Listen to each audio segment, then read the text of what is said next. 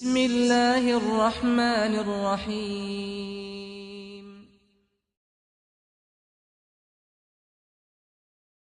الصلاة والسلام على رسول الله وعلى آله وصحبه ومن تبعهم بإحسان إلى يوم الدين. أعوذ بالله من الشيطان الرجيم. بسم الله الرحمن الرحيم. والذين إن مكناكم في الأرض أقاموا الصلاة وآتوا الزكاة وأمروا بالمعروف ونهوا عن المنكر ولله عاقبة الأمور. സ്നേഹാദരനരായ സഹോദരന്മാരെ, സഹോദരികളെ, സർവശക്തനായ അള്ളാഹു അവന്റെ എല്ലാവിധ അനുഗ്രഹങ്ങളും സദാ നമ്മിലെല്ലാം വർഷിക്കുമാറാവട്ടെ. അള്ളാഹുവിന്റെ അതിമഹത്തായ അനുഗ്രഹത്താൽ കാലിക പ്രസക്തമായ ഒരു വിഷയത്തിൽ ഒരു വൈജ്ഞാനിക സദസ്സിന് അള്ളാഹു നമുക്ക് തൗഫീഖ് നൽകിയിരിക്കുകയാണ്. ഈ പുണ്യകർമ്മത്തെ അള്ളാഹു നമ്മിൽ നിന്നും സ്വീകരിക്കുമാറാവട്ടെ. നമ്മുടെ നാട് ഒരു തെരഞ്ഞെടുപ്പിനെ അഭിമുഖീകരിക്കുകയാണ്. ചൂടുപിടിച്ച പ്രചാരണങ്ങളും വാദപ്രതിവാദങ്ങളും ധാരാളമായി നടന്നുകൊണ്ടിരിക്കുകയാണ്.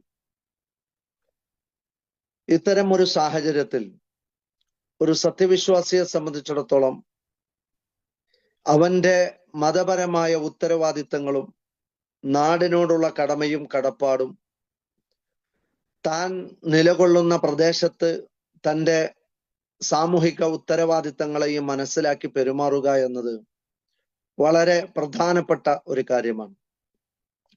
നമ്മുടെ ഇസ്ലാം എന്ന് പറയുന്നത് സമ്പൂർണമായ ഒരു ജീവിത പദ്ധതിയാണ്. ഒരു മനുഷ്യന്റെ വൈയക്തിക, ധാർമ്മിക, കുടുംബ, സാമൂഹിക രംഗങ്ങളിലേക്ക് വെളിച്ചം വീശുന്ന നിയമങ്ങളാണ് ഇസ്ലാമിലുള്ളത്. ഇസ്ലാമിന്റെ ഒരു പ്രത്യേകത, അത് പ്രധാനമായും 5 ചോദ്യങ്ങൾക്ക് ഉത്തരം നൽകിയ മതമാണ്. ഒന്ന്, ഞാൻ ആരാണ്? ഒരു മനുഷ്യനെ സംബന്ധിച്ചിടത്തോളം അവൻ ആരാണ്? അവൻ എങ്ങനെ ഉണ്ടായി?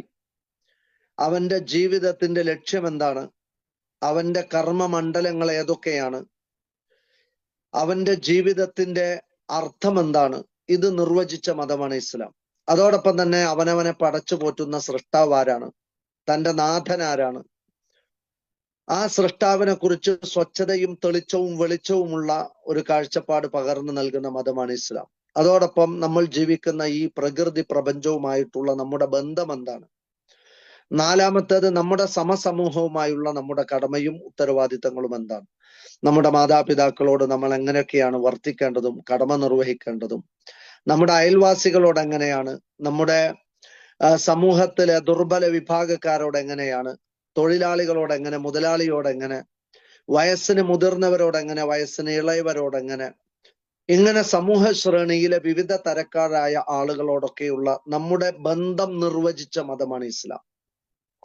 അതേപോലെ തന്നെ മരണശേഷം എന്താണ്? മരിച്ചതിന് ശേഷം ഒരു ജീവിതം ഉണ്ടോ? അവിടെയുള്ള അവസ്ഥ എന്താണ്? ഇത് കൃത്യമായി നിർവചിച്ച മതമാണ് നമ്മുടെ ഇസ്ലാം. അതിലേറ്റവും പ്രധാനത്തോടു കൂടി നമുക്ക് ഇന്ന് മനസ്സിലാക്കാനുള്ളത് നമ്മുടെ സാമൂഹിക ബന്ധങ്ങളെ കുറിച്ചുള്ള കാര്യങ്ങളാണ്. നമുക്കറിയാം, ഒരു മുസ്ലിം ഏത് സന്ദർഭത്തിലും അവന്റെ ഇസ്ലാമിനെ പ്രയോഗിക്കുകയും അതിനെ പ്രാവർത്തികമാക്കുകയും ചെയ്യേണ്ടവനാണ്. അതൊരു തെരഞ്ഞെടുപ്പ് വന്നാലാവട്ടെ, ഒരു ആഘോഷമുണ്ടായാലാവട്ടെ, ഒരു സന്തോഷമുണ്ടായാലാവട്ടെ, നാട്ടിൽ ചില കാര്യങ്ങളിൽ എല്ലാവരും ഒരു കാര്യത്തിൽ വ്യാപൃതരാകുമ്പോഴാവട്ടെ, ഏത് വിഷയത്തിലും എവിടെയും തൻ്റെ ഇസ്ലാമിനെ പ്രയോഗിക്കാനും അതനുസരിച്ച് ജീവിക്കുവാനും ബാധ്യതപ്പെട്ടവനാണ് ഒരു മുസ്ലിം. അതുകൊണ്ട് തന്നെ ഭൗതികമായ കാര്യങ്ങൾക്ക് വേണ്ടി ഇസ്ലാമിനെ വിൽപ്പന നടത്തുകയോ ഇസ്ലാമിനെ വിൽപ്പന ചരക്കാക്കി മാറ്റുകയോ ഇസ്ലാമിനെ മാറ്റിവെച്ചിട്ട് ഭൗതികതയെ സ്വീകരിക്കുകയോ ചെയ്യുന്നവനല്ല ഒരു സത്യവിശ്വാസി. എവിടെയും എപ്പോഴും തൻ്റെ ആദർശമായി, തൻ്റെ നിലപാടായി, തൻ്റെ ജീവിത വഴിയായി അവൻ സ്വീകരിക്കുന്നത് പരിശുദ്ധ ഇസ്ലാമിനെ ആയിരിക്കും. അത് ഇസ്ലാമിന് നിർബന്ധവുമുണ്ട്. എല്ലാ കാര്യങ്ങളിലും കൃത്യമായ ഹുദ, നിങ്ങൾക്കുള്ള മാർഗദർശനം നമ്മിൽ നിന്ന് വന്നു കിട്ടും. അത് കുടുംബ ജീവിതത്തിലാവട്ടെ, സാമൂഹിക ജീവിതത്തിലാവട്ടെ, ധാർമ്മിക രംഗത്താവട്ടെ, വിശ്വാസ രംഗത്താവട്ടെ, സാമ്പത്തിക രംഗത്താവട്ടെ, എവിടെയും രാഷ്ട്രീയ ബന്ധങ്ങളിലാവട്ടെ ഒക്കെ ഇസ്ലാമിന് നിർദ്ദേശങ്ങളുണ്ട്, കൽപ്പനകളുണ്ട്. അതിനെ ഫോളോ ചെയ്യുകയും പാലിക്കുകയും ചെയ്യുന്നവനായിരിക്കും ഒരു സത്യവിശ്വാസി എന്നുള്ളതാണ്. ഫഅഖിം വജ്ഹക ലിദ്ദീനി ഹനീഫ, നിന്റെ മുഖത്തെയും നിന്റെ ആദർശത്തെയും നിന്റെ നയനിലപാടുകളെയും ഋജുവായ ഇസ്ലാമിലേക്ക് നീ തിരിച്ചു വെക്കണം എന്നത് അള്ളാഹുവിന്റെ കൽപ്പനയാണ്. അപ്പൊ അതുകൊണ്ട് തന്നെ ഇസ്ലാമിനെ പ്രയോഗിക്കുവാനും ഇസ്ലാമിനെ ജീവിതത്തിൽ അനുവർത്തിക്കുവാനും കടമപ്പെട്ടവരാണ് നമ്മൾ. ഇവിടെ ഒരു തെരഞ്ഞെടുപ്പിനെ അഭിമുഖീകരിക്കുമ്പോൾ നമ്മുടെ നാടിന്റെ സാഹചര്യത്തെയും നമ്മുടെ നാടിന്റെ സവിശേഷതയെയും തീർച്ചയായും ഒരു മുസൽമാൻ മനസ്സിലാക്കിയിരിക്കണം എന്നതാണ്. ഭാരതത്തെ സംബന്ധിച്ചിടത്തോളം, ഇന്ത്യ എന്ന് പറയുന്ന രാഷ്ട്രത്തെ സംബന്ധിച്ചിടത്തോളം, അത് ദേശീയോദ്ഗ്രഥനത്തിന്റെയും നാനാത്വത്തിൽ ഏകത്വത്തിന്റെയും സന്ദേശത്തെ, അതായത് മഹിതമായ മതേതര ഒരു സംസ്കാരത്തെ നിലനിർത്തുന്ന രാഷ്ട്രമാണ് നമ്മുടെ ഇന്ത്യ എന്ന് പറയുന്നത്.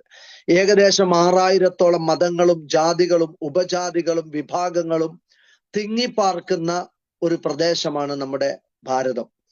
ഇന്ത്യ മുസ്ലിമീങ്ങൾ ഭരിച്ചിട്ടുണ്ട്. ഏകദേശം 200-600 വർഷത്തോളം ഇന്ത്യ മുസ്ലിമീങ്ങൾ ഭരിച്ചിട്ടുണ്ട്. അതോടൊപ്പം തന്നെ വിവിധ സാമ്രാജ്യത്വ ശക്തികൾ ഇന്ത്യ ഭരിച്ചിട്ടുണ്ട്.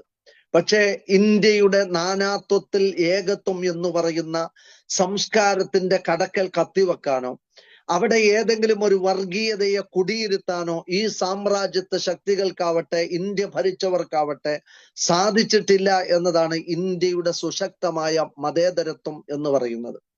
ഇവിടെ എല്ലാവരും, ഇപ്പൊ നമ്മുടെ ഫണ്ടമെന്റൽ റൈറ്റ്സ്, ഇന്ത്യ അതിന്റെ ഭരണഘടന അനുശാസിക്കുന്ന അതിന്റെ അവകാശം എന്ന് പറയുന്നത് വ്യത്യസ്തങ്ങളാണ്. അതായത് ഒരു മുസൽമാനെ സംബന്ധിച്ചിടത്തോളം ഒരു നാട്ടിൽ അവൻ ജീവിക്കുമ്പോൾ, അതല്ലെങ്കിൽ ഏതൊരു മതവിഭാഗക്കാരനും അവരവരുടെ മതത്തെ ആചരിക്കാനും അനുഷ്ഠിക്കാനും തന്നെ നാട്ടിൽ പൗരന്മാർക്ക് മതങ്ങൾക്കതീതമായി പൗരസ്വാതന്ത്ര്യം വകവെച്ച് നൽകുന്ന നാടാണ്. ഓരോ പൗരനും എന്തെങ്കിലും തരത്തിലുള്ള ചൂഷണങ്ങൾക്ക് ഇരയായാൽ പ്രതികരിക്കാനും പരാതിപ്പെടാനുമുള്ള സംവിധാനങ്ങളും നിയമനിർമ്മാണ സഭകളിലടക്കം തന്റെ പ്രശ്നങ്ങളെ പറയുവാനുമുള്ള സ്വാതന്ത്ര്യം നിലനിൽക്കുന്ന ഒരു നാടാണ് നമ്മുടെ ഇന്ത്യ എന്ന് പറയുന്ന നാട്. ആ നാനാത്വത്തിൽ ഇപ്പൊ ഇവിടെ ഇന്ത്യ ഭരിച്ച അതിന്റെ രാഷ്ട്രശില്പികൾ ഒരിക്കലും ഏതെങ്കിലും ഒരു മതവിഭാഗത്തെ കുടിയിരുത്തുവാൻ വേണ്ടിയിട്ടുള്ള ശ്രമങ്ങളല്ല നടത്തിയത്. മറിച്ച് എല്ലാവിധ വൈവിധ്യങ്ങളെയും വൈജാത്യങ്ങളെയും ഉൾക്കൊള്ളുകയും എല്ലാവർക്കും നിലനിൽക്കാനുള്ള ഒരു മണ്ണ് പാകപ്പെടുത്തുകയും ചെയ്യുക എന്നതല്ലാതെ ഏകശിലാത്മകമായ ഒരു ആശയത്തെ ആവിഷ്കരിക്കാനോ അതിനെ സ്ഥാപിക്കുവാനോ ഈ രാഷ്ട്രത്തിന്റെ ഹൃദയം തൊട്ടറിഞ്ഞ രാഷ്ട്രശില്പികൾ ആരും തന്നെ ശ്രമിച്ചിട്ടില്ല എന്നത് ഇന്ത്യയുടെ സുശക്തമായ മതേതരത്വത്തിന്റെ ഏറ്റവും വലിയ ഒരു സംസ്കാരമാണ്. എന്നാൽ 2014 കൂടി അധിക പ്രയാസങ്ങളും പ്രശ്നങ്ങളുമുണ്ട്. അതായത് ഇവിടെ ഒരു മതവിഭാഗത്തിന്റെ രാജ്യമാക്കി ഇന്ത്യയെ മാറ്റാനും അതിനപ്പുറത്ത് മുസ്ലിമീങ്ങൾ അടക്കമുള്ള ന്യൂനപക്ഷങ്ങളെ വേട്ടയാടുകയും അതിനെ ഏതെങ്കിലും തരത്തിലുള്ള നീതി നിഷേധമുണ്ടായാൽ അതിനെതിരെയുള്ള എതിർ ശബ്ദങ്ങളെ അടിച്ചൊതുക്കുകയും ഇവിടെയുള്ള സാംസ്കാരിക നായകന്മാരെ ആവട്ടെ, പ്രതികരിക്കുന്ന കവികളെ ആവട്ടെ, മാധ്യമ പ്രവർത്തകരെ ആവട്ടെ, കേസന്വേഷിക്കുന്ന ഉദ്യോഗസ്ഥന്മാരെ ആവട്ടെ, അവരെ ഇല്ലായ്മ ചെയ്യുകയും വധിച്ചു കളയുകയും ചെയ്യുന്ന സാഹചര്യങ്ങളടക്കം നമ്മുടെ നാട്ടിൽ നമ്മൾ അഭിമുഖീകരിച്ചു കൊണ്ടിരിക്കുന്ന ഒരു വലിയ പ്രശ്നമാണ്. കുഞ്ചിക സ്ഥാനങ്ങളിൽ തങ്ങളുടെ ആജ്ഞാനുവർത്തികളെ കയറ്റിയിരുത്തുകയും നിയമനിർമ്മാണ സഭകളിൽ അടക്കം തങ്ങൾ പറയുന്ന കാര്യങ്ങളെ നടപ്പിലാക്കുന്ന ആളുകളെ കയറ്റിയിരുത്തുകയും ഇവിടുത്തെ ഉദ്യോഗങ്ങളിൽ അടക്കം ഇത്തരത്തിലുള്ള അവസ്ഥകൾ ഉണ്ടാവുകയും പിന്നീട് പല വിധത്തിൽ ന്യൂനപക്ഷങ്ങൾ വേട്ടയാടപ്പെടുകയും ചെയ്യുന്ന സാഹചര്യങ്ങൾ നമ്മുടെ നാട്ടിലുണ്ട്. 10,000-കണക്കിന് തടവറകളാണ് ഇന്ത്യയുടെ വിവിധ സംസ്ഥാനങ്ങളിൽ പൗരത്വം നഷ്ടപ്പെട്ടവരെ അടച്ചുപൂട്ടാനുള്ള ഡിറ്റക്ഷൻ സെന്ററുകളായി നിർമ്മാണം പുരോഗമിച്ചുകൊണ്ടിരിക്കുന്നത്. ഇവിടെ ഈ ആൾക്കൂട്ട കൊലപാതകങ്ങൾ, ബീഫിന്റെ പേരിൽ കൊലപാതകങ്ങൾ, അതേപോലെ ബുൾഡോസർ രാജുകൾ നടപ്പിലാക്കിക്കൊണ്ട് മുസ്ലിം ഭൂരിപക്ഷ പ്രദേശങ്ങളെ ഇടിച്ചു നിരത്തുകയും മുസ്ലിമീങ്ങളുടെ കടകമ്പോളങ്ങളെ ഇടിച്ചു നിരത്തുകയും ചെയ്യുന്ന സാഹചര്യങ്ങളടക്കം നമ്മുടെ നാട്ടിൽ പലപ്പോഴും ഒരു പ്രയാസകരമായ സാഹചര്യമായി നിലനിൽക്കുന്നുണ്ട്. വഖഫ് ഭൂമിക്കുമേൽ അധികാരം സ്ഥാപിക്കുകയും മുസ്ലിമീങ്ങളുടെ ആരാധനാലയങ്ങൾക്കുമേൽ അധികാരം സ്ഥാപിക്കുകയും അങ്ങനെ ന്യൂനപക്ഷങ്ങളെ വേട്ടയാടുകയും ഇവിടെ കാണപ്പെടുന്ന NRC CAA പോലെയുള്ള കരിനിയമങ്ങളിലൂടെ പൗരത്വമടക്കം നിഷേധിക്കുകയും വംശീയ ഉന്മൂലനത്തിന്റെ കരിനിയമങ്ങൾ ആവിഷ്കരിക്കുകയും ചെയ്യുന്ന ഒരു സാഹചര്യം ഫാഷിസ്റ്റുകളുടെ ഭാഗത്ത് നിന്ന് ഇന്ത്യയിലെ ന്യൂനപക്ഷങ്ങൾ അഭിമുഖീകരിക്കുന്നു എന്ന ഒരു വസ്തുത ഇവിടെ നിലനിൽക്കുകയാണ്. എന്തുകൊണ്ടാണ് ഇത്തരം ആളുകൾ അധികാരം കൈയാളുന്നത് എന്ന് ചോദിച്ചാൽ, രാജ്യത്തിലെ മഹാഭൂരിപക്ഷം വരുന്ന മതേതര ജനങ്ങൾക്കിടയിൽ നിലനിൽക്കുന്ന ഭിന്നതകളാണ് അതിന്റെ കാരണം എന്ന് നമുക്ക് കാണാൻ സാധിക്കും. ആശയപരമായ ഭിന്നതയുടെ പേരിൽ പരസ്പരം സഹകരിക്കാതിരിക്കുക എന്ന ഒരു പ്രശ്നം നാട്ടിൽ നിലനിൽക്കുന്നത് എന്നത് ഒരു പ്രയാസകരമായ സാഹചര്യമാണ്. മതേതരത്വം ഉദ്ഘോഷിക്കുന്ന ആളുകൾക്കിടയിൽ നിലനിൽക്കുന്ന ഫാഷിസ്റ്റുകൾക്ക് പോലും പലപ്പോഴും തെളിയിക്കാൻ സാധിക്കുകയാണ്. അതായത് നടത്തുന്നു, സ്വജനപക്ഷപാതിത്വം കാണിക്കുന്നു. ഇത് തെളിയിക്കാൻ സാധിക്കുന്നിടത്താണ് മതേതര ചേരികൾ ദുർബലമായി മാറുന്നത് എന്ന് തിരിച്ചറിയാൻ ഒരു തെരഞ്ഞെടുപ്പിനെ അഭിമുഖീകരിക്കുന്ന ഒരു സാഹചര്യത്തിൽ തീർച്ചയായിട്ടും ഇവിടുത്തെ പൗരന്മാർക്ക് സാധിക്കേണ്ടതുണ്ട്. സ്വാർത്ഥ താല്പര്യങ്ങൾക്ക് വേണ്ടി, രാഷ്ട്ര താല്പര്യത്തിന് വേണ്ടി രാഷ്ട്രീയം എന്നത് വിട്ട് സ്വാർത്ഥ താല്പര്യങ്ങൾക്ക് വേണ്ടി രാഷ്ട്രീയം എന്ന് വന്നിടത്ത്, കുതിര കച്ചവടമായി രാഷ്ട്രീയം മാറിയിടത്ത്, ഒരിക്കലും ജനങ്ങൾ ജയിപ്പിച്ചതിൽ നിന്ന് പിന്നീട് കുതിര കച്ചവടം നടത്തി ഫാഷിസ്റ്റുകളെ പിന്തുണക്കുന്നിടത്തേക്ക് ഈ അധികാര കസേരകൾ മാറിക്കൊണ്ടിരിക്കുന്ന ഒരു സാഹചര്യങ്ങൾ ഉണ്ടാകുമ്പോൾ തീർച്ചയായും ഇവിടുത്തെ മതേതര ചേരികൾ ദുർബലമായി മാറുന്നു എന്നത് തിരിച്ചറിയാൻ ഒരു തെരഞ്ഞെടുപ്പിനെ അഭിമുഖീകരിക്കുന്ന പൗരന്മാർക്ക് സാധിക്കേണ്ടതുണ്ട്. ഇവിടെ നമ്മൾ പ്രധാനമായും 2-3 കാര്യങ്ങളെ നമ്മൾ ഒരു തെരഞ്ഞെടുപ്പിനെ അഭിമുഖീകരിക്കുമ്പോൾ നമ്മൾ മനസ്സിലാക്കേണ്ടതുണ്ട്. ഒന്ന്, അരാഷ്ട്രീയവാദമാണ്. അതായത് രാഷ്ട്രീയം തന്നെ വേണ്ടതില്ല, എല്ലാവരും അഴിമതിക്കാരാണ്, എല്ലാവരും പ്രശ്നക്കാരാണ്, അതുകൊണ്ട് ഞാൻ ആരെയും പിന്തുണക്കുന്നില്ല എന്ന ഒരു നിലപാട് ഒരിക്കലും ഒരു മതേതര രാജ്യത്ത് ജീവിക്കുന്ന പ്രത്യേകിച്ച് മുസ്ലിമീങ്ങൾക്ക് ഉണ്ടാവാൻ പാടില്ലാത്തതാണ്. രാഷ്ട്രീയം എന്ന് പറഞ്ഞാൽ രാഷ്ട്ര നന്മയ്ക്കു വേണ്ടി, രാജ്യത്തെ ജനങ്ങളുടെ ആ രാഷ്ട്രത്തെ സേവിക്കുന്നതിന് വേണ്ടി, ആ ജനങ്ങളെ സേവിക്കുന്നതിന് വേണ്ടി, ഒരു രാഷ്ട്രത്തിന്റെ വികസനത്തിന് വേണ്ടി, അവിടുത്തെ മതപരമായ അവകാശങ്ങളെ സംരക്ഷിക്കുന്നതിന് വേണ്ടി, അവിടുത്തെ പൗരാവകാശങ്ങളെ സംരക്ഷിക്കുന്നതിന് വേണ്ടി, അവിടെ പ്രയാസപ്പെടുന്ന ന്യൂനപക്ഷങ്ങൾ അടക്കമുള്ള ആളുകൾ സംരക്ഷണം നൽകുന്നതിന് വേണ്ടിയാണ് രാഷ്ട്രീയം എന്ന് പറയുന്നത്. അല്ലാതെ ഭരിക്കുന്ന 5 വർഷ കാലഘട്ടം കൊണ്ട് ഖജനാവ് കൊള്ളയടിക്കുകയും അതൊക്കെ തന്റേതാക്കി മാറ്റുകയും ചെയ്യുന്ന സ്വാർത്ഥ താല്പര്യങ്ങൾക്ക് വേണ്ടി രാഷ്ട്രീയത്തെ ഉപയോഗപ്പെടുത്തുന്നിടത്താണ് ഈ പറയുന്ന മൂല്യങ്ങളുടെ ശോഷണവും നിലനിൽപ്പിന് ഭീഷണിയാകുന്ന സാഹചര്യങ്ങളും ഉണ്ടാവുന്നത് എന്ന് തിരിച്ചറിയാൻ നമുക്ക് സാധിക്കണം. അതുകൊണ്ട് തന്നെ അരാഷ്ട്രീയവാദം, ഞാനൊരു രാഷ്ട്രീയ കക്ഷികളെയും പിന്തുണക്കുന്നില്ല, ഞാൻ വോട്ട് ചെയ്യുന്നില്ല എന്നൊരാൾ തീരുമാനിച്ചാൽ, ഇപ്പൊ നമുക്കറിയാം SIR പോലെയുള്ള ഈ വോട്ടവകാശത്തിന്റെ വോട്ടിംഗ് ആരൊക്കെയാണ് വോട്ട് ചെയ്തിട്ടുള്ളത് എന്ന് കണ്ടെത്തിയെടുത്ത് കഴിഞ്ഞ തെരഞ്ഞെടുപ്പിൽ പങ്കെടുക്കാത്ത ആളുകൾ പോലും ഇന്ന് ഈ വോട്ടേഴ്സ് ലിസ്റ്റിൽ പേര് വരാത്തതിനാൽ SIR-ൽ നിന്ന് പുറത്തു പോയിരിക്കുന്നു എന്ന് പറയുന്ന പ്രയാസകരമായ ഭീകരമായ ഒരു പ്രതിസന്ധിയിലേക്ക് തന്റെ സമ്മതിദാന അവകാശം ഉപയോഗപ്പെടുത്താത്തതിന്റെ പേരിൽ ഇന്ന് ഇന്ത്യൻ പൗരനാണോ, ഇന്ത്യയിൽ വോട്ടവകാശമുള്ളവനാണോ എന്ന് സംശയിക്കുന്നിടത്തേക്ക്, അല്ല ഞാൻ ഇന്ത്യൻ പൗരക്കാരനാണ്, എനിക്ക് ഇവിടുത്തെ വോട്ടേഴ്സ് ലിസ്റ്റിൽ എനിക്ക് വോട്ട് ചെയ്യാനുള്ള ID കാർഡ് എൻ്റെ കയ്യിലുണ്ട് എന്ന് പറഞ്ഞ് തങ്ങളുടെ അവകാശത്തിന് വേണ്ടി ഓടി നടക്കുന്ന സാഹചര്യങ്ങൾ രൂപപ്പെടാതിരിക്കാൻ, ഒരു രാഷ്ട്രത്തിന്റെ ആ പുരോഗതിക്കും അതിന്റെ രാഷ്ട്ര നന്മക്കും വേണ്ടി നിലനിൽക്കുന്ന തെരഞ്ഞെടുപ്പുകളിൽ മത്സരിക്കുകയും താൻ ഉദ്ദേശിക്കുന്ന ആൾക്ക് വോട്ട് ചെയ്യുകയും എന്നിട്ട് ഈ രാജ്യത്തിന്റെ ഇത്തരം നടപടിക്രമങ്ങളിലും ഒക്കെ ഭാഗവാക്കാവുകയും ചെയ്യുക എന്ന് പറയുന്നത് വളരെ അനിവാര്യമായ ഒരു സാഹചര്യത്തിലൂടെയാണ് നമ്മൾ കടന്നുപോയിക്കൊണ്ടിരിക്കുന്നത്. അതുകൊണ്ട് അരാഷ്ട്രീയവാദം ഒരിക്കലും പാടില്ലാത്തതാണ്. എല്ലാവരെയും പ്രതി ചേർക്കുകയും എന്നിട്ട് ഞാൻ മാത്രം എൻ്റെ നിലപാടാണ് ശരി എന്ന് പറഞ്ഞ് തന്നിലേക്ക് മാത്രം ചുരുങ്ങിക്കൂടുകയും ചെയ്യുമ്പോൾ പലപ്പോഴും ഒരു രാഷ്ട്രത്തിന്റെ അതിന്റെ ഉള്ളിലുള്ള പ്രക്രിയകളിൽ ഭാഗവാക്കാവാത്തതിനാൽ പലപ്പോഴും തങ്ങളുടെ പൗരത്വം പോലും തെളിയിക്കേണ്ട ഒരു ഗതികേടിലേക്ക് ന്യൂനപക്ഷങ്ങൾ എത്തിപ്പെടുന്നു എന്ന ഒരു പ്രയാസകരമായ സാഹചര്യം ഉള്ളത് കൊണ്ട് അരാഷ്ട്രീയവാദം നമുക്ക് ചേർന്നതല്ല. ഇവിടെ നമുക്കറിയാം, എല്ലാവിധ ജാതി മതസ്ഥരും തിങ്ങിപ്പാർക്കുന്ന ഒരു പ്രദേശത്ത് ഒരു ഫണ്ടമെന്റൽ റൈറ്റ്സിൽ എല്ലാ അർത്ഥത്തിലുമുള്ള മൗലിക അവകാശങ്ങൾ വകച്ചു നൽകുന്ന ഒരു രാഷ്ട്രത്തിന്റെ രാഷ്ട്രീയ പ്രക്രിയകളിൽ തീർച്ചയായും മുസ്ലിമീങ്ങൾ ഭാഗവാക്കാവണം. പൂർവികരായ സലഫുകൾ അവർ അതിൽ മാതൃകയാണ്. മതപരമായ ഉത്തരവാദിത്തങ്ങളും പ്രബോധന പ്രവർത്തനങ്ങളും മതഗ്രന്ഥങ്ങളും രചിച്ചു മുന്നോട്ട് പോകുന്നതിനോടൊപ്പം ഒരു രാഷ്ട്ര സേവനത്തിലും രാജ്യത്തെ ജനങ്ങളെ സേവിക്കുന്നിടത്തും സാമൂഹിക കടമകൾ നിർവഹിക്കുന്നിടത്തും നമ്മുടെ പൂർവ്വസൂരികൾ അവരുടെ കടമകൾ നിർവഹിച്ചിട്ടുണ്ട് എന്നത് നമുക്ക് കാണുവാൻ സാധിക്കുന്നതാണ്. അതുകൊണ്ട് തന്നെ ഇന്ത്യയിലെ പൂർവികരായ നമ്മുടെ നേതാക്കന്മാർ നമുക്ക് കാണിച്ചു തന്ന മാതൃക പോലെ തന്നെ രാഷ്ട്രീയ പ്രവർത്തനങ്ങളിൽ ഇസ്ലാമിനെ സംരക്ഷിച്ചുകൊണ്ടും അതേപോലെ തന്നെ മതത്തെ സംരക്ഷിച്ചുകൊണ്ട് മുന്നോട്ട് പോകുന്ന അതിന്റെ പ്രവർത്തനങ്ങളിൽ ഒരു വിശ്വാസി ഇടപെടണം എന്നുള്ളത് നമ്മുടെ ഒരു ബാധ്യതയായി ഇത്തരുണത്തിൽ നമ്മൾ മനസ്സിലാക്കേണ്ടതാണ്.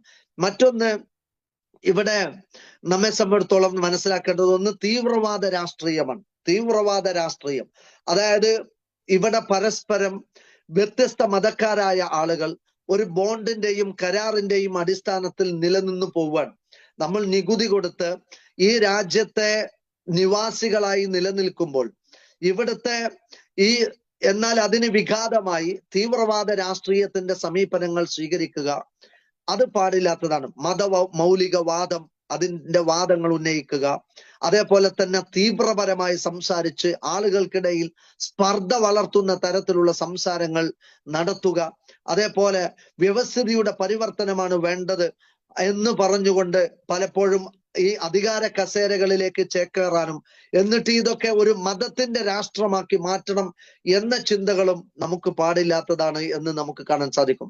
സാമുദായികതയുടെ ഭാഷയിൽ ഇന്ത്യ പോലെയുള്ള ഒരു രാജ്യത്ത് ഞങ്ങളുടെ സമുദായത്തിന്റെ പ്രശ്നങ്ങൾ മുഴുവൻ ഞങ്ങൾ സാമുദായികമായി നോക്കിക്കൊള്ളാം, ഞങ്ങൾക്ക് നേരെ വരുന്ന അക്രമങ്ങളെ ഞങ്ങൾ സാമുദായികമായി അതിനെ ചെറുത്ത് തോൽപ്പിച്ചോളാം എന്ന് പറയുന്ന ഈ സാമുദായികതയുടെ ഭാഷ സ്വീകരിക്കുക എന്നത് ഇന്ത്യ പോലെയുള്ള ഒരു മതേതര രാജ്യത്ത് പാടില്ലാത്തതാണ്.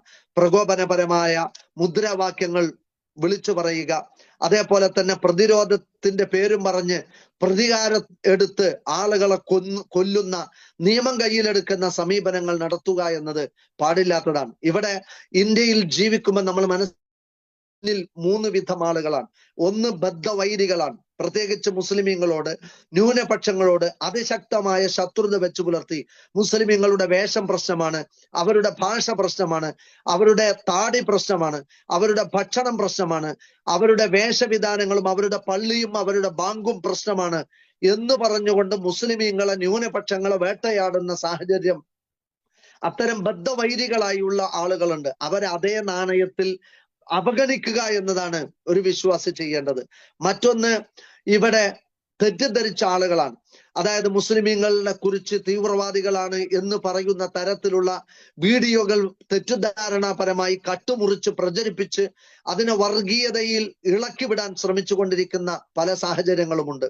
അത്തരം തെറ്റിദ്ധരിച്ചു പോയ ആളുകളെ തെറ്റുദ്ധാരണകൾ നീക്കാനുള്ള പ്രബോധന പ്രവർത്തനങ്ങളിൽ മുസ്ലിമീങ്ങൾ ഇടപെടേണ്ടതുണ്ട്. അവരുടെ രാഷ്ട്ര സ്നേഹം തീർച്ചയായും ഈ രാജ്യത്തിന്റെ ഭാഗമായി അവർ നിലകൊള്ളുന്നു എന്ന വസ്തുത അത് വിളിച്ചു പറയേണ്ടത് അനിവാര്യതയായ ഒരു കാലഘട്ടത്തിലൂടെയാണ് നമ്മൾ മുന്നോട്ട് പോണത്. അതുകൊണ്ടാണ് മതം കലാപമല്ല, മതം മനുഷ്യ സൗഹാർദ്ദത്തിന് തുടങ്ങിയ ക്യാമ്പയിനുകളും തുടങ്ങിയ പ്രോഗ്രാമുകളും നമ്മൾ ഇവിടെ നടത്തിയതും ഈ ജനങ്ങളെ അതിലേക്ക് ശ്രദ്ധ ക്ഷണിച്ചതും. അതേപോലെ തന്നെയാണ് ഇവിടെ നമ്മൾ ജീവിക്കുമ്പോൾ തീർച്ചയായും ഈ തീവ്രവാദപരമായ ഒരു സമീപനം സ്വീകരിക്കുകയോ നിയമം കയ്യിലെടുക്കുന്ന ഒരു സമീപനം സ്വീകരിക്കുകയോ ചെയ്യാൻ പാടില്ലാത്തതാണ്.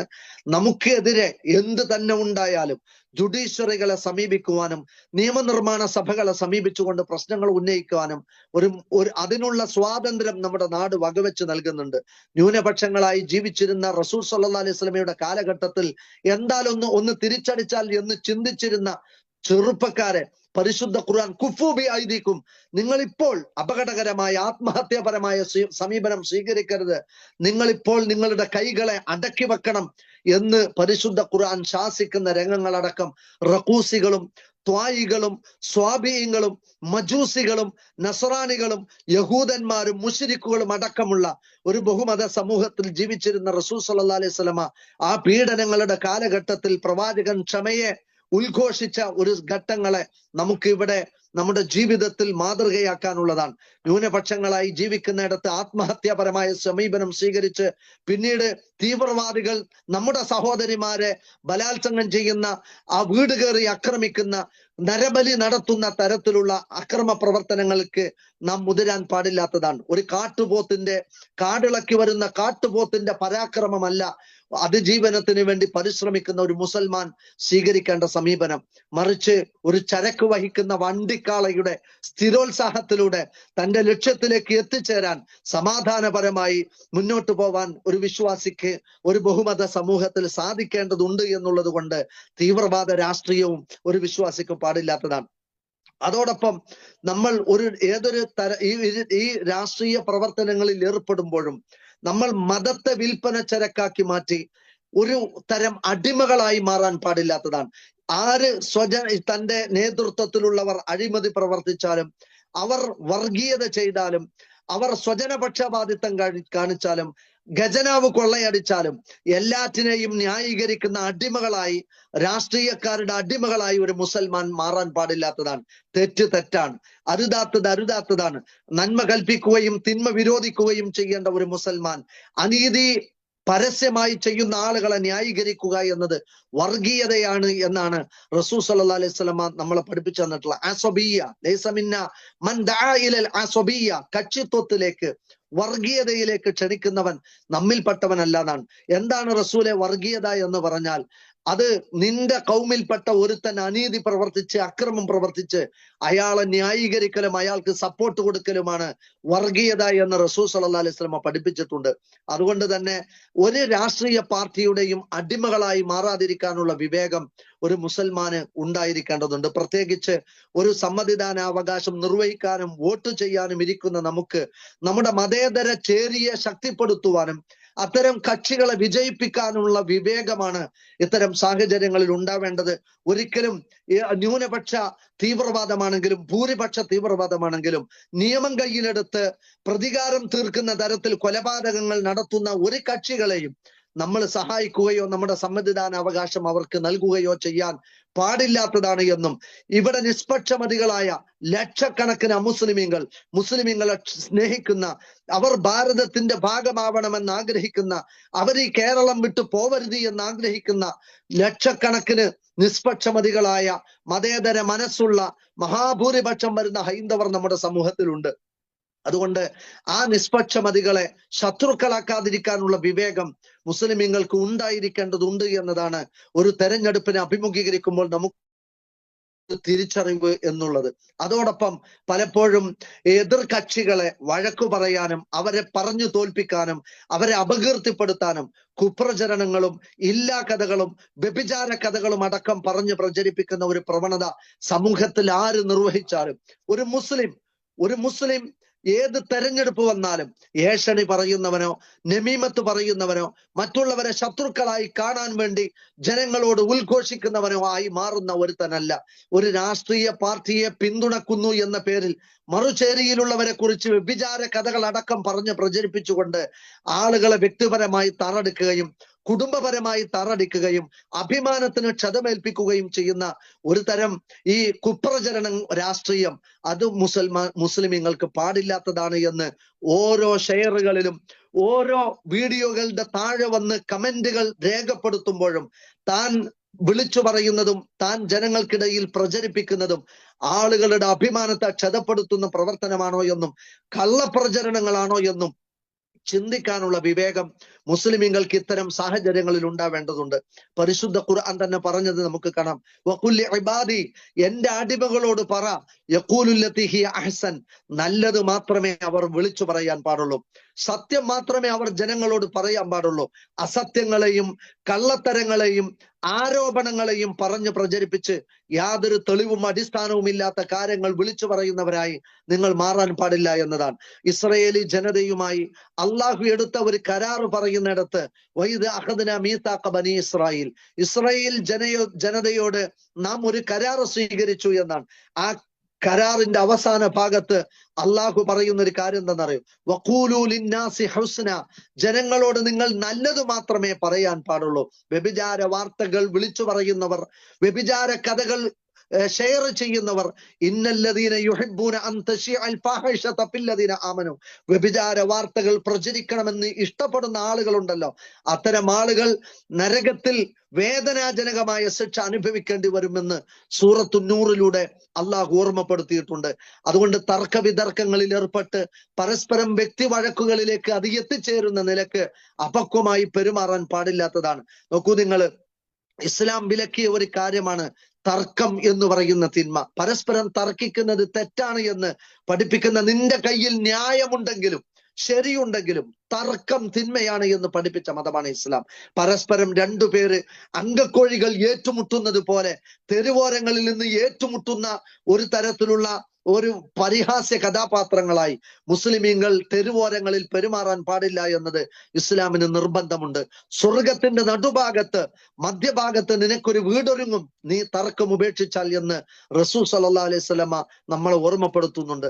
അതുകൊണ്ട് തന്നെ രാഷ്ട്രീയ തർക്കങ്ങളിൽ വ്യക്തിപരമായ ബന്ധം വിച്ഛേദിക്കുന്ന തരത്തിലുള്ള വഴക്കു വക്കാണങ്ങളിലേക്കും കലാപങ്ങളിലേക്കും എത്തിച്ചേരുന്ന തരത്തിലുള്ള പരസ്പരം പിണങ്ങി പിന്തിരിയുന്ന ഒരവസ്ഥയിലേക്ക് എത്തുന്ന തരത്തിൽ തർക്കിക്കുന്ന പരിഹാസ്യ കഥാപാത്രങ്ങളായി മുസ്ലിമീങ്ങൾ മാറാൻ പാടില്ലാത്തതാണ്.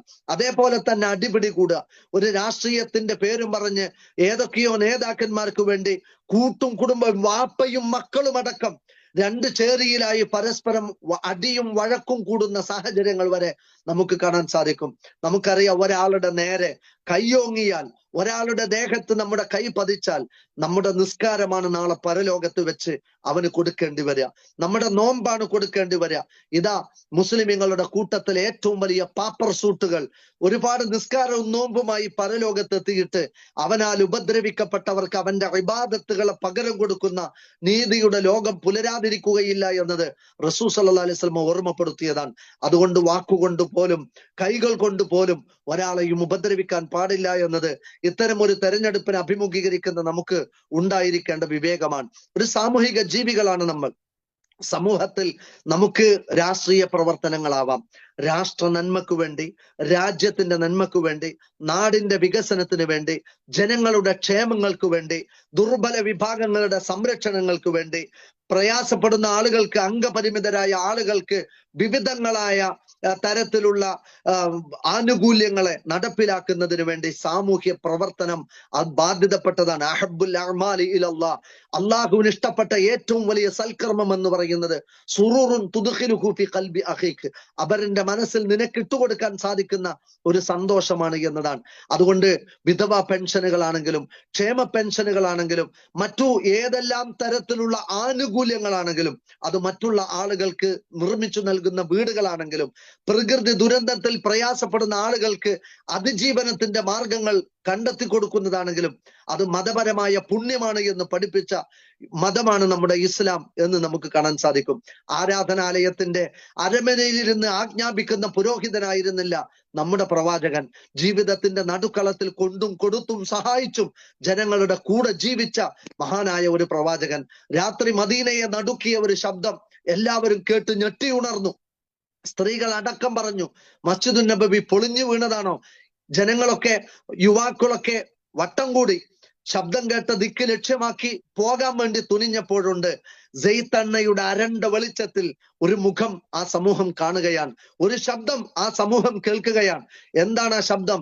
ലം തുറാഴു ലം തുറാഴു ലം തുറാഴു, ആരും പേടിക്കരുതേ എന്ന് പറഞ്ഞ് നിർഭയത്വത്തിന്റെ കുളിർക്കാറ്റ് വീശി ഓരോ വീടുകളിലൂടെയും ഓടി നടക്കുന്ന ആ മുഖം സെയ്ത്തണ്ണയുടെ അരണ്ട വെളിച്ചത്തിൽ അവർ കണ്ടു. അമ്പിളിത്തിങ്കൾ കല ചന്ദ്രബിംബം പോലെ തിളങ്ങുന്ന പ്രവാചകന്റെ പൂമുഖം. ആ മുഖം ജനങ്ങൾ കാണുന്നത് സ്വന്തം ജീവിതവും സുരക്ഷയും പരിഗണിക്കാതെ ജനങ്ങൾ പേടിപ്പെടുത്തിയ ഒരു ശബ്ദത്തിന്റെ കാരണം അറിയാൻ വേണ്ടി വീട്ടിൽ നിന്ന് ആദ്യം ഓടി ബാക്കി ആരെയും കാത്തിരിക്കാതെ കാരണം കണ്ടെത്തി ജനങ്ങൾക്കിടയിൽ നിർഭയത്വത്തിന്റെ കുളിർക്കാറ്റ് വീശുന്ന ഒരു പ്രവാചകൻ ഞാനും എന്റെ കെട്ടിയോളും കുട്ടിയോളും എന്ന തിയറിയിൽ ഒരു മൂലയിൽ ഒതുങ്ങിക്കൂടിയ പ്രവാചകനല്ല. വയറ്റത്ത് കല്ല് വെച്ച് കെട്ടി ബിഷപ്പ് സഹിച്ച് ജനങ്ങളുടെ കൂടെ തൂമ്പയെടുത്ത് കളക്കാനിറങ്ങി ഹന്തക്കിലേക്ക് ഇറങ്ങിയ പ്രവാചകൻ. ആ പ്രവാചകൻ ജനങ്ങളുടെ ഓടൊപ്പം നടുക്കളത്തിൽ ഉണ്ടായിരുന്ന വ്യക്തിത്വമാണ്. ഒരിക്കൽ റസൂൽ സല്ലല്ലാഹു അലൈഹി വസല്ലമ അവിടെ ഇരുന്ന ജനങ്ങളോട് ഒരു കഥ പറഞ്ഞു കൊടുക്കാൻ, അഭിചാരിതമായി സ്വർഗം കിട്ടിയ ഒരു മനുഷ്യന്റെ കഥ. അതുകൊണ്ട് തന്നെ തനിക്ക് സ്വർഗം കിട്ടുമെന്ന് അയാൾ പ്രതീക്ഷിക്കാതെ കിട്ടിയ സ്വർഗമാണ്. എന്നിട്ട് ആ സ്വർഗത്തിലേക്ക് കയറിയ അയാൾ അവിടെ ചെന്ന് ആ പരിസര ബോധമില്ലാതെ പെരുമാറാൻ, അവിടെ കണ്ട പാലാറിൽ നിന്ന് അല്പം പാലെടുത്ത് കുടിച്ച്, അവിടെ കണ്ട തേനാറിൽ നിന്ന് അല്പം തേനെടുത്ത് കുടിച്ച്, ആ പഴമൊന്ന് പറിച്ചു തിന്ന്, അവിടുത്തെ കണ്ട ചാരുമഞ്ചത്തിൽ ഒന്ന് അയാൾ ഇരുന്ന് ആടി, അവിടെ കണ്ട സോഫയിൽ ഒന്ന് ഉരുണ്ട് മറിഞ്ഞ് തനിക്ക് കിട്ടിയ സൗഭാഗ്യത്തെ മതിമറന്ന് ആസ്വദിക്കുന്ന ഒരു മനുഷ്യനെ കുറിച്ചാണ് റസൂൽ സല്ലല്ലാഹു അലൈഹി വസല്ലം പറഞ്ഞത്. ആർക്കാണ് ആ പ്രതിഫലം കിട്ടിയത്? അവിചാരിതമായി സ്വർഗം നേടിയ ആ വ്യക്തി ആരാണ് എന്ന് നബി സല്ലല്ലാഹു അലൈഹി വസല്ലം പറഞ്ഞു കൊടുക്കാൻ, ജനങ്ങൾക്ക് ശല്യമായി തൂങ്ങിക്കിടന്ന ഒരു മരം മുറിച്ചു മാറ്റി ജനങ്ങളുടെ വഴി ഒരുക്കി കൊടുത്ത ആ വ്യക്തി, അത് കാരണത്താൽ അള്ളാഹുവിന്റെ പ്രീതിക്ക് പാത്രീഭൂതനായി സ്വർഗപ്രവേശനം നേടി എന്നാണ് അഷ്റഫുൽ ഖൽഖ് സല്ലല്ലാഹു അലൈഹി വസല്ലം പഠിപ്പിച്ചു കൊടുത്തത്. ജനങ്ങൾക്ക് വഴി സൗകര്യം ഒരുക്കി കൊടുക്കുന്നതും, ജനങ്ങളുടെ റോഡ് സൗകര്യങ്ങൾ വീതി കൂട്ടുന്നതും, ജനങ്ങൾക്ക് അവരുടെ സഞ്ചാരത്തിന് വേണ്ട സൗകര്യങ്ങൾ ഒരുക്കി കൊടുക്കുന്നതും സ്വർഗം കിട്ടുന്ന പ്രതിഫലമായി പഠിപ്പിച്ച മതമാണ് ഇസ്ലാം എന്ന് പറയുമ്പോൾ, പച്ചക്കരളുള്ള ഏതൊരു ജീവിക്ക് നന്മ ചെയ്യുന്നതും പുണ്യമാണ് എന്ന് പഠിപ്പിച്ച മതത്തിന്റെ അനുയായികൾ വെറും ഒരു പള്ളിമൂലയിലിരുന്ന് ജപിച്ചു തീർക്കുന്ന ഒരു ജീവിതമല്ല, മറിച്ച് ജനങ്ങളോടൊപ്പം കൊണ്ടുകൊടുത്തും ജീവിക്കുന്ന ഒരു ജീവിതമായിട്ടാണ് പെരുമാറേണ്ടത് എന്നാണ് ഇസ്ലാം പഠിപ്പിക്കുന്നത്. നബി തങ്ങളുടെ ഒരു വാക്ക് എത്ര പ്രശംസനീയവും പ്രസക്തവുമാണ്. അൽ മുഅ്മിനുൽ ലദീ യുഖാലിത്തുൻ നാസ, ജനങ്ങളോടൊപ്പം ഇടപഴകി ജീവിക്കുന്ന ഒരു സത്യവിശ്വാസി. വയസ്ബിറു അലാ അദാഹും, അവരിൽ നിന്നുണ്ടാകുന്ന പീഡനങ്ങളെയും ഉപദ്രവങ്ങളെയും കുത്തുവാക്കുകളെയും സഹിച്ച് അവരുടെ കൂടെ ജീവിക്കുന്ന ഒരു സത്യവിശ്വാസി. ഖൈറുൻ, അവനാണ് ഏറ്റവും ഉത്തമൻ. മിനൽ ലദീ ലാ യുഖാലിത്തുൻ നാസ, ജനങ്ങളോട് കൂടി ഇടപഴകാതെ, വലാ യസ്ബിറു അലാ അദാഹും, അവരുടെ ഉപദ്രവമൊന്നും സഹിക്കാൻ കഴിയാതെ ഒരു മഠത്തിലോ ഒരു ആശ്രമത്തിലോ ഒരു തപസ്സിന് വേണ്ടിയോ എവിടെയെങ്കിലും മൂലയിൽ ഒതുങ്ങി ജീവിക്കുന്ന ഒരു വ്യക്തിയേക്കാൾ അള്ളാഹു ഇഷ്ടപ്പെടുന്നത് ജനങ്ങളോടൊപ്പം കൊണ്ടും കൊടുത്തും സഹായിച്ചും, ഇനി അവരുടെ ആക്ഷേപ വാക്കുകൾ സഹിക്കേണ്ടി വന്നാലും അവരുടെ കൂടെ ജീവിക്കുന്ന ഒരു നല്ല വിശ്വാസിയെ അള്ളാഹു ഇഷ്ടപ്പെടുന്നു എന്നതാണ് നമുക്ക് ഇസ്ലാം പഠിപ്പിച്ചു തരുന്നത്. അവനാണ് ഏറ്റവും നല്ല വിശ്വാസി എന്നാണ് അഷ്റഫുൽ ഖൽഖ് സല്ലല്ലാഹു അലൈഹി വസല്ലമ നമ്മളെ പഠിപ്പിക്കുന്നത്. അതുകൊണ്ടാണ് അബൂബക്കർ തങ്ങള് ആരും കാണാതെ ഇരുളിന്റെ മറവിൽ രാവിന്റെ യാമങ്ങളിൽ ആ ഒരു ഉമ്മ കിടക്കുന്ന വീട്ടിലേക്ക് ആരും അറിയാതെ ചെല്ലുന്നതും, ആ ഉമ്മ തന്റെ ജീവിതത്തിൽ തനിക്ക് ഒരു നിലക്കും ആശ്രിതയല്ല, എന്നിട്ട് ആ സമൂഹത്തിലെ ഒരു പാവപ്പെട്ട സ്ത്രീയെ, അന്ധയായ ഒരു ഉമ്മയെ ആ വീട്ടിൽ ചെന്ന് പരിചരിക്കുകയും അവർക്കുള്ള ഭക്ഷണം കൊടുക്കുകയും അവരുടെ വീട് വൃത്തിയാക്കുകയും ചെയ്ത് ആ ഇസ്ലാമിന്റെ ഖലീഫ തിരിച്ചു പോരുമ്പോ എല്ലാ കാര്യങ്ങളിലും അബൂബക്കറിനെ തോൽപ്പിക്കണമെന്ന് വാശിയുള്ള ഉമർ ഇബ്നുൽ ഖത്താബ് റളിയല്ലാഹു അൻഹു എവിടേക്കാണ് അദ്ദേഹം പാത്തും പതുങ്ങിയും പോകുന്നത് എന്നറിയാൻ ആ സഞ്ചാരത്തെ നിരീക്ഷിച്ച കഥ ഇസ്ലാം നമുക്ക് പഠിപ്പിച്ചു നൽകുന്നുണ്ട്. അദ്ദേഹം തിരിച്ചു പോന്നപ്പോ പതുക്കെ ആ വീട്ടിലേക്ക് കയറി. ആരാണ് ഇവിടെ വരാറുള്ളത്?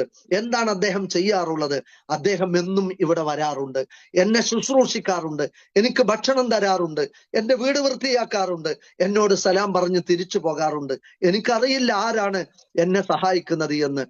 ആ ഉമർ ഇബ്നുൽ ഖത്താബ് റളിയല്ലാഹു അൻഹു മുട്ടുകുത്തി നിന്ന് അബൂബക്കറിനെ തോൽപ്പിക്കാൻ എനിക്കാവില്ല എന്ന് തിരിച്ചറിഞ്ഞ് ആ സേവനത്തെ വിലമതിക്കുന്നത് നമുക്ക് കാണാൻ സാധിക്കും. ഒരിക്കൽ ഉമർ ഇബ്നുൽ ഖത്താബ് റളിയല്ലാഹു അൻഹു ഒരു പ്രാന്ത പ്രദേശത്ത് കൂടി സഞ്ചരിക്കുമ്പോൾ ഒരു ചെറുപ്പക്കാരൻ ഓടി വരുന്നുണ്ട്. എന്നിട്ട് പറഞ്ഞു, ഒരു പെണ്ണ് എവിടെയെങ്കിലും ഉണ്ടോ എന്നാണ് ആ സഹോദരന്റെ ചെറുപ്പക്കാരന്റെ ചോദ്യം. എന്താണ്, ഞാൻ താങ്കളെ സഹായിക്കാമെന്ന് ഉമർ റളിയല്ലാഹു അൻഹു പറഞ്ഞപ്പോ, താങ്കളൊരു ആണല്ലേ, എനിക്കൊരു പെണ്ണിനെയാണ് വേണ്ടത്, താങ്കൾ ഒരു പെണ്ണായിരുന്നുവെങ്കിൽ ഞാൻ പറയുമായിരുന്നു എന്നാണ്. എന്റെ ഭാര്യയെ ഞാൻ ഇങ്ങോട്ട് കൊണ്ടുവരാൻ താങ്കളുടെ പ്രശ്നം എന്താണ്? എന്റെ പ്രിയപ്പെട്ട ഭാര്യ പ്രസവ വേദനയെടുത്ത് പ്രയാസപ്പെടുകയാണ്. ആ ഉമർ ഇബ്നുൽ ഖത്താബ് റളിയല്ലാഹു അൻഹു വീട്ടിൽ ചെന്ന് ഫാത്തിമ റളിയല്ലാഹു അൻഹയെ വിളിച്ചു കൊണ്ടുവന്ന് അവിടെ ആ പ്രസവാനന്ദ ശുശ്രൂഷയിൽ ഏർപ്പെടുന്നത് നമുക്ക് കാണാൻ സാധിക്കും. പ്രസവം കഴിഞ്ഞപ്പോ ആ വീട്ടിൽ നിന്നൊരു ശബ്ദം കേട്ടു, യാ അമീറുൽ മുഅ്മിനീൻ, അമീറുൽ മുഅ്മിനീൻ, ഈ സഹോദരന്റെ ഇണ പ്രസവിച്ചിരിക്കുന്നു, ഒരു ആൺകുഞ്ഞ് ജനിച്ചിരിക്കുന്നു എന്ന സന്തോഷ വാർത്ത അറിയിക്കുക എന്നതാണ് വിളിച്ചു പറയുന്നത്. അപ്പോഴാണ് യാ അമീറുൽ മുഅ്മിനീൻ എന്ന് വിളി കേട്ടപ്പോഴാണ് ആ ചെറുപ്പക്കാരൻ അറിയുന്നത് ഈ സാമ്രാജ്യങ്ങളുടെ അധിപനായി അറിയപ്പെട്ട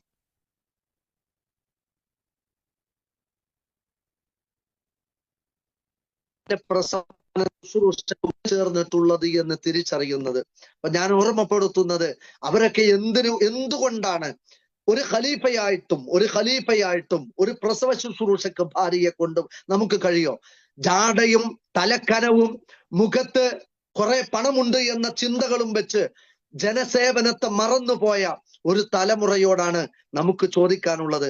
എന്തേ ആ ഗർഭിണിയെ ശുശ്രൂഷിക്കുന്നിടത്ത്, ഒരു ഗർഭിണിക്ക് വെള്ളം മുക്കി കൊടുക്കുന്നിടത്ത്, ഒരു പാവപ്പെട്ട സ്ത്രീക്ക് അതിന്റെ ഒട്ടകത്തിന്റെ പാല് കറന്നു കൊടുക്കുന്നിടത്ത് ഈ മഹാന്മാരായ പൂർവ്വസൂരികൾ എന്തുകൊണ്ട് അവരുടെ ജീവിതം സമർപ്പിച്ചു?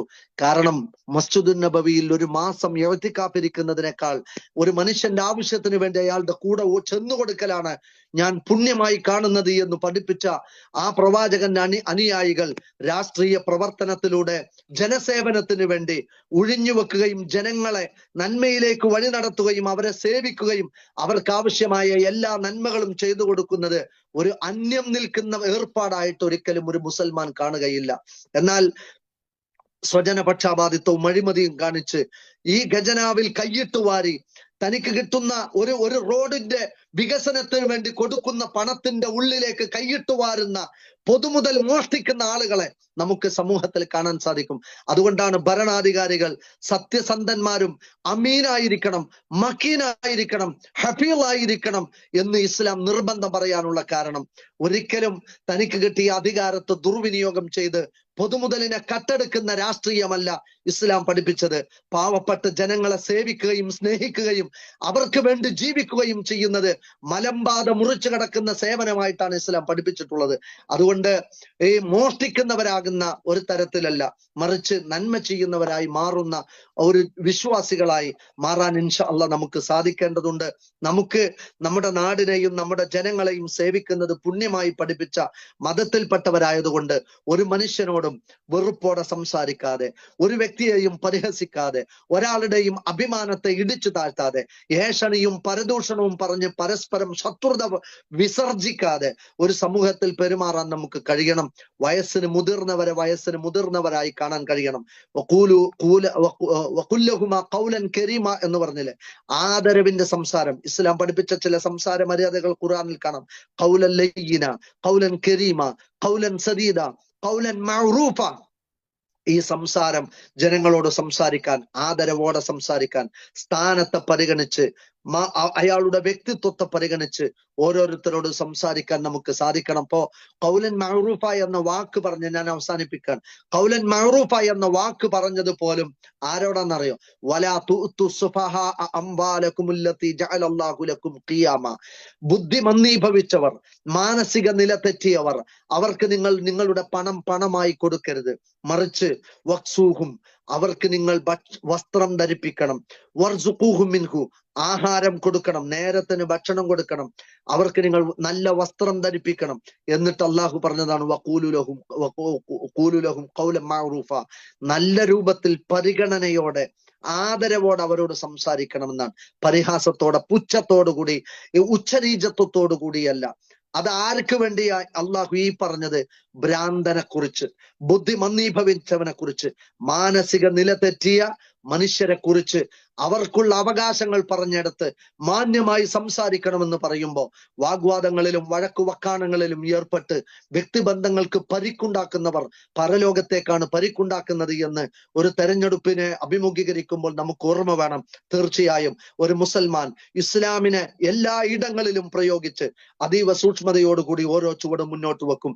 അല്ലാഹു സുബ്ഹാനഹു വ തആല നമ്മുടെ ഈ രാജ്യത്തിൽ ജീവിക്കുമ്പോൾ എല്ലാവരോടും ഇണങ്ങിച്ചേർന്ന് എന്നാൽ മതപരമായി ആദർശത്തിന്റെ വിഷയത്തിൽ കണിശത പാലിച്ച് ശിർക്കിൽ നിന്ന് പൂർണ്ണമായി വേറിട്ട് നിന്ന് എന്നാൽ മനുഷ്യ സൗഹാർദ്ദത്തിൽ എല്ലാവരെയും ചേർത്ത് നിർത്തി പരസ്പരം സ്നേഹിച്ച് മുന്നോട്ട് പോവാൻ തീർച്ചയായും നമുക്ക് സാധിക്കണം. നമ്മളെ കൊണ്ട് ഒരു പെൺകുട്ടി, ഒരു അമുസ്ലിമിന്റെ വീട്ടിലെ ഒരു പെൺകുട്ടിയെ പ്രണയിച്ച് ആ കുടുംബത്തിൽ നിന്ന് ആ പെൺകുട്ടിയെ പറിച്ചു കൊണ്ടുവന്നു എന്ന ചീത്തപ്പേര് ഒരു മുസൽമാന് ഒരു രാജ്യത്ത് ഉണ്ടാവാൻ പാടില്ലാത്തതാണ്. മറ്റുള്ളവരുടെ നിർഭയത്വം ഉറപ്പുവരുത്തിക്കൊണ്ട് മുന്നോട്ട് പോവാൻ നമുക്ക് കഴിയണം. അള്ളാഹു എല്ലാ നന്മക്കും നമുക്ക് തൗഫീഖേകി അനുഗ്രഹിക്കുമാറാവട്ടെ. വർഗീയ ഫാഷിസ്റ്റുകളെ അള്ളാഹു തുടച്ചു നീക്കുമാറാവട്ടെ. അവരുടെ കുതന്ത്രങ്ങളെ അള്ളാഹു പരാജയപ്പെടുത്തുമാറാവട്ടെ. നിർഭയത്വത്തിന്റെ ഈ മണ്ണിൽ നിന്ന്, സ്വാതന്ത്ര്യത്തിന്റെ ഈ മണ്ണിൽ നിന്ന്, പൗരാവകാശത്തിന്റെയും മതസ്വാതന്ത്ര്യത്തിന്റെയും ഈ മണ്ണിൽ നിന്ന് വർഗീയ ഫാഷിസ്റ്റുകളെ പടച്ചറബ് തുടച്ചു നീക്കുമാറാവട്ടെ.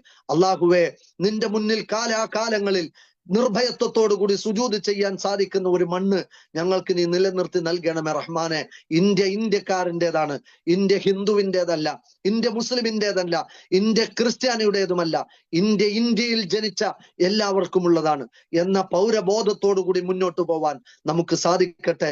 അള്ളാഹുവേ, ഞങ്ങളിൽ നിന്ന് വന്നു പോകുന്ന അബദ്ധങ്ങളെ ഞങ്ങളോട് ക്ഷമിക്കണമേ. ഞങ്ങളുടെ സുബദ്ധങ്ങളെ ഞങ്ങളിൽ നിന്ന് നീ സ്വീകരിക്കണമേ റഹ്മാനെ. ഈ രാഷ്ട്രീയത്തിലെ മുഴുവൻ മനുഷ്യരെയും സ്നേഹിച്ച് മുന്നോട്ട് പോവാൻ ഞങ്ങൾക്ക് നീ തൗഫീഖ് നൽകി അനുഗ്രഹിക്കണമേ അല്ലാ. ലോകത്തിന്റെ മുക്കുമൂലകളിൽ പീഡനം അനുഭവിക്കുന്ന ഒരുപാട് പാവങ്ങളുണ്ട്. ആകാശ ലോകത്തിന് അവർക്ക് നിന്റെ സഹായം നീ ഇറക്കി കൊടുക്കണമേ അല്ലാ. മനുഷ്യരെ കൊല്ലുന്ന കോമരങ്ങളെ നീ അടക്കി നിർത്തണമേ അല്ല. അവർ തൊടുത്തുവിടുന്ന ആയുധങ്ങളെ അവരിലേക്ക് തന്നെ നീ തിരിച്ചയക്കണമേ അല്ല. ശാന്തിയും സമാധാനവുമുള്ള ഒരു നാട് ഞങ്ങൾക്ക് നൽകി അനുഗ്രഹിക്കണമേ അല്ല. അള്ളാഹുവെ, ഒരു വിഭാഗം സ്വർഗത്തിലേക്ക് പോകുമ്പോൾ മറ്റൊരു വിഭാഗം നരകത്തിലേക്ക് വലിച്ചിഴക്കപ്പെടുമ്പോൾ സ്വർഗ പൂങ്കാവനത്തിലേക്ക് പോകുന്നവരിൽ ഞങ്ങളെയും ഞങ്ങളുടെ പ്രിയപ്പെട്ടവരെയും കുഞ്ഞുമക്കളെയും മാതാപിതാക്കളെയും ആദർശ ബന്ധുക്കളെയും ഉൾപ്പെടുത്തി അനുഗ്രഹിക്കണമേ അല്ലാ. അല്ലാഹുമ്മ റബ്ബനാ തഖബ്ബൽ മിന്നാ ദുആനാ ഇന്നക അൻത സമീഉൽ അലീം വതുബ് അലൈനാ ഇന്നക അൻത തവ്വാബുർ റഹീം. ആമീൻ ആമീൻ ആമീൻ ബിറഹ്മതിക യാ അർഹമർ റഹീമീൻ. അസ്സലാമു അലൈക്കും വറഹ്മത്തുള്ളാഹി വബറകാതുഹു.